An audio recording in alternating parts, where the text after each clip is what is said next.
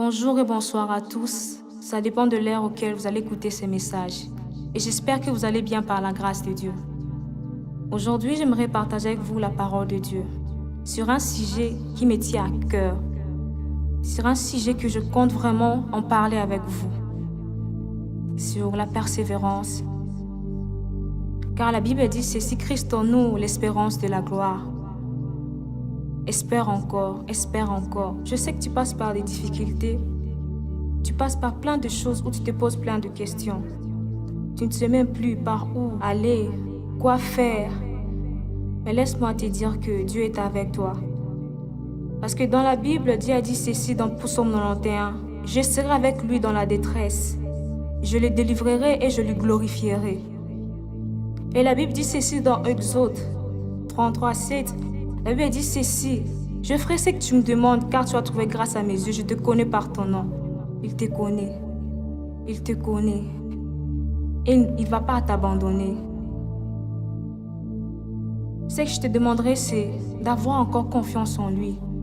Fais-lui confiance. Il est avec toi.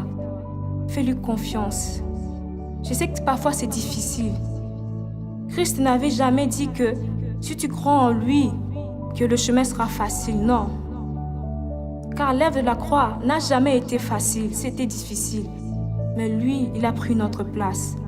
Je sais que le chemin n'est pas facile. Je sais que c'est pas facile. Les problèmes, les adversités, les difficultés, ce n'est pas facile du tout. Mais abandonne-toi entre les mains de Dieu et espère en lui. Espère en lui. Espère en lui. Car il est avec toi. Car il est avec toi. Espère en lui. Jésus-Christ a dit que mes paroles sont esprit et vie. Car il a dit aussi que tout ce que vous demanderez en mon nom, rassurez-vous que vous l'avez reçu et vous le verrez s'accomplir. Dieu ne ment pas. Jésus-Christ ne ment pas. Il n'est pas un homme pour mentir, ni un fils de l'homme pour se repentir. Mais il faut seulement croire en lui. Car il est encore là, il est vivant. Il est vivant et il est là. Il t'écoute. La Bible dit ceci, les yeux de l'Éternel sont sur le juste et ses oreilles sont attentives à leurs cris. Alors lorsque tu pries Dieu, lorsque tu lui demandes quelque chose, il t'entend. Le silence de Dieu ne veut pas dire qu'il t'a abandonné. Mais le silence de Dieu veut signifier plusieurs choses. Il faut seulement demander au Saint-Esprit de t'accorder une sensibilité à la parole de Dieu. Une sensibilité pour comprendre ce que Dieu veut te dire. Par son silence, par les épreuves. C'est justement ça. Mais là, ça ne veut pas dire qu'il t'a abandonné, car il ne t'abandonnera jamais. Il est juste et il est fidèle. Je sais que parfois c'est difficile, on se pose plein de questions. Tu as fait 10 ans dans la stérilité, où tu as prié, tu es allé à l'hôpital, tu as fait tout pour avoir un enfant, mais jusqu'à présent, rien du tout. Où tu es allé dans plusieurs entreprises pour déposer des CV, mais jusqu'à présent, tu es toujours dans le chômage. Où tu as tant duré avec la maladie, tu as fait 10 ans dans la maladie, tu as fait tout, tu es allé dans des pays étrangers pour te faire soigner, mais jusqu'à présent, rien du tout. Espère encore en lui. Espère encore en lui. Car tout ce que tu as demandé en priant, tu vas le voir s'accomplir. Car dès le jour que tu as demandé à Dieu, c'est le jour où tu l'avais déjà reçu. Alors tu dois simplement croire en lui et espérer encore. Espère encore en lui. Il est vivant. Espère encore en lui. Ne lâche pas, n'abandonne pas. Je sais que le chemin est long. Je le sais, mais n'abandonne pas. Perce encore, persévère. Car s'il a permis tout ça, il veut que tu sois inébranlable. Il veut que tu sois forte, fort. C'est ce qu'il veut de toi. Il veut que tu sois inébranlable. C'est ce qu'il attend de toi. Il te forge comme de l'argile dans la main d'un potier. Comme la pâte entre les mains du boulanger. Il est en train de te former. Il est en train de battre la pâte afin de te donner la forme qu'il veut de toi. Alors fais-lui confiance, fais-lui confiance. Il est le maître des temps et des circonstances. C'est lui qui change les temps et les circonstances. Fais-lui confiance. Fais-lui confiance, chaque chose en son temps. Peut-être en ce moment, ce n'est pas encore ta saison. Alors, espère encore. Attends ta saison. Ce n'est pas encore le moment. Ce n'est pas encore le moment. Tu dois encore espérer, encore prier, prier. Et avoir foi en lui. Et avoir foi en lui, car il accomplira tout ce qu'il a promis dans ta vie. Vous savez, si tu as une vie sans difficulté, sans de problèmes, sans de difficultés, c'est que c'est une vie qui n'a pas de promesses. Mais une vie qui a de promesses de Dieu a toujours des difficultés, a toujours des problèmes. Alors continue. Je sais que c'est pas facile parfois. Parfois on n'a plus de force.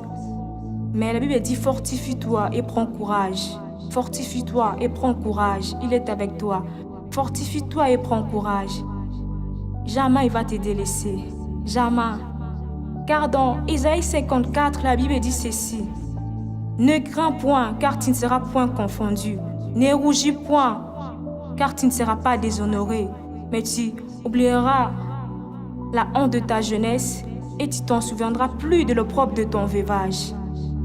Car ton Créateur est ton époux. Ton Rédempteur est le Saint d'Israël. L'Éternel des armées est son nom. Il se nomme le Dieu de toute la terre. Ne crains pas car tu ne seras pas confondu. Fais-lui confiance. Je sais que ça dure, ça prend du temps, mais fais-lui confiance. Fais-lui confiance. Fais-lui confiance. Je sais que ça prend du temps, mais espère encore. La Bible dit, celui qui persévérera jusqu'à la fin sera couronné. Alors tu dois encore persévérer, tu dois encore espérer en lui. Tu dois encore persévérer, espérer en lui. Il n'abandonne pas le sien. Il est toujours là, il est présent. La Bible dit encore, comme la pluie et la neige descendent des cieux, et n'y retournent pas sans avoir arrosé et fécondé la terre, et fait germer les plantes, sans avoir donné de la sémence au semeur et du pain à celui qui mange. Ainsi en est-il de ma parole qui sort de ma bouche. Elle ne retourne point à moi sans effet, sans avoir exécuté ma volonté et accompli mes desseins. C'est la parole de Dieu. Lorsque tu déclares, lorsque tu déclares sur ta vie, lorsque tu pries, tu dis Seigneur, tu m'as promis ceci, mais je vois le contraire. Pourquoi? Tu dois savoir, lorsque tu déclares les paroles de Dieu dans ta vie, ça ne rentre pas vers Dieu sans avoir accompli ses desseins, sans avoir accompli sa volonté. Alors tu dois encore attendre ta saison. Tu dois attendre ta saison. Ta saison n'est pas encore arrivée, alors tu dois encore attendre ta saison. Attends encore ta saison. Car Dieu dit dans sa parole, quand les montagnes s'éloigneraient, quand les collines chanceleraient, mon amour ne s'éloignera point de toi, et mon alliance de paix ne chancellera point, dit l'Éternel qui a compassion de toi. Il compatit, c'est un Dieu compatissant. Alors tu dois avoir confiance en lui et attendre ta saison. Attends ta saison, espère encore. Je viens te dire aujourd'hui seulement d'espérer encore. Tu dois encore continuer à espérer en Dieu. Espère en Dieu, espère en Dieu. Persévère encore dans la prière, persévère encore dans la foi. Persiste encore. Tu dois encore continuer à persister. Tu dois continuer à espérer en lui. Car le secours ne vient de lui. Car le secours viendra de lui. Je sais que tu as frappé à la porte en espérant quelque chose. Tu as demandé de l'aide. Tu as fait tout, mais ça ne marche pas jusqu'à présent. Moi, je te demande seulement de continuer à espérer en Dieu. Espère en lui. Espère en lui. Et ne crains point car tu ne seras pas confondu. Il a dit ceci, je serai avec lui dans la détresse. Je lui délivrerai et je lui glorifierai. Il est avec toi, même dans la détresse, il est avec toi. Dans Job, il dit, je remplirai ta bouche de cris de joie et de chants d'allégresse. D'ici peu là, ta bouche sera remplie de cris de joie. Alors tu dois toujours continuer. Continue, continue. Tu dois continuer. Il est là avec toi.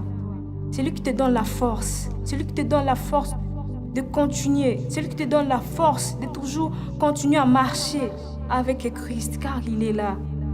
Il est vivant. Il est vivant. Il est vivant. Alors de là où tu es, est-ce que tu peux encore te mettre à genoux et de te répondre encore? Tu dis, Seigneur, je sais que la façon dont je me suis conduit, tu n'as pas pu prendre plaisir parce que j'ai douté, j'avais des doutes, je me souciais trop, car la Bible me dit ceci, déchargez sur lui de tous vos soucis car il en prend soin. Alors moi, j'ai préféré de me soucier, j'ai préféré de penser trop, de douter. Je n'imaginais pas que tu es tellement grand et que tu peux aussi résoudre mes problèmes en un clin d'œil. Mais moi, j'avais des doutes. Alors je me répands, Père éternel. Je me répands dans ta présence. Je me répands et je te demande de me pardonner, d'avoir douté de toi. J'aimerais avoir la foi comme un grain de sévéné. J'aimerais, Père éternel, avoir totalement confiance en toi. Alors je me répands, pardonne-moi. Pardonne de la manière dont je me suis conduit. Alors donne-moi encore la force. Donne-moi encore la force de continuer la marche avec toi. Donne-moi encore la force de pouvoir me relever, affronter des défis et d'aller encore loin avec toi. Parce que je sais où tu m'emmènes. Tu m'emmènes dans les profondeurs. Tu ne veux pas que je reste dans le parvis. Tu veux que j'entre dans le lieu saint et pas seulement dans le lieu saint, mais que j'avance encore dans le lieu très saint. Afin de me dépouiller dans ta présence comme les 24 veillards et les 4 êtres vivants. J'aimerais dire aussi saint, saint, saint il est. Alors pour que je t'adore en esprit en vérité, alors je dois commencer d'abord à avoir foi en toi. Je dois commencer d'abord à ranger ma relation avec toi. Je dois commencer à apprendre à te connaître, Père éternel. Alors je me réponds. Je veux que tu me donnes la foi. Je veux que tu me donnes la foi, une foi fervente, une foi comme un grain de sévéné. C'est ce que je mérite, Père éternel, afin d'être agréable dans ta présence. Parce que la Bible dit ceci. Or, sans la foi, il lui est impossible de lui être agréable. Si quelqu'un s'approche de Dieu, il doit croire qu'il est le rémunérateur de tout ce qui le cherche. Alors, je mérite être agréable lorsque je m'approche devant toi. Lorsque je m'approche dans ta présence, je mérite être agréable. Voilà pourquoi je veux que tu augmentes ma foi en Jésus. Je veux que tu augmentes ma foi en toi, Père. Augmente ma foi, augmente ma foi. Alléluia. Amen.